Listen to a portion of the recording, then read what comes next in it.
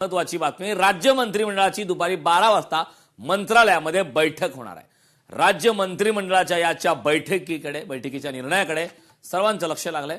राज्य मंत्रिमंडळाची बैठक दुपारी 12 वाजता होते, मंत्रालयात ही बैठक होणार आहे। राज्य मंत्रिमंडळाच्या बैठकीच्या निर्णयाकडे लक्ष लागलंय। आजच्या या मंत्रिमंडळाच्या बैठकीमध्ये नेमक्या काय घडामोडी घडतात, कोणते महत्त्वाचे निर्णय मंत्रिमंडळाच्या या बैठकीमध्ये घेतले जातात हे पाहणं महत्त्वाचं आहे। दुपारी 12 वाजता मंत्रालयामध्ये ही बैठक होणार आहे। राज्य मंत्रिमंडळाच्या बैठकीच्या या निर्णयाकडे मात्र सर्वांचं लक्ष लागलं।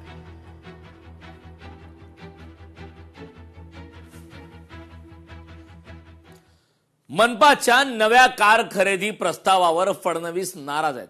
मुख्यमंत्र्यांच्या सल्ल्याचा आम्ही आदर करतो, महायुतीतील कोणत्याही नेत्यांचा सल्ला आम्हाला महत्त्वाचा आहे, उपमहापौर संजय घाडी यांनी हे वक्तव्य केलंय।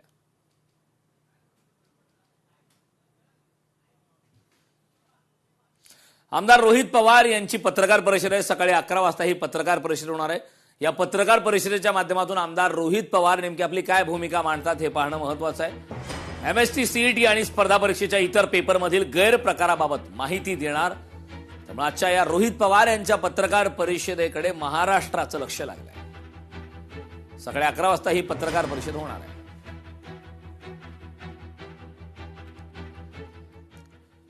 रोहित पवार दुपारी पालिका आयुक्तांची भेट घेणार आहेत। एसटीपी प्रोजेक्ट संदर्भात ही भेट होणार आहे। रोहित पवार पालिकेत जाऊन भेट घेणार आहेत, त्यामुळे या भेटी दरम्यान नेमकी काय चर्चा होते, काय घडामोडी घडतात हे पाहणं महत्त्वाचं आहे। रोहित पवार दुपारी पालिका आयुक्त यांची भेट घेणार आहेत।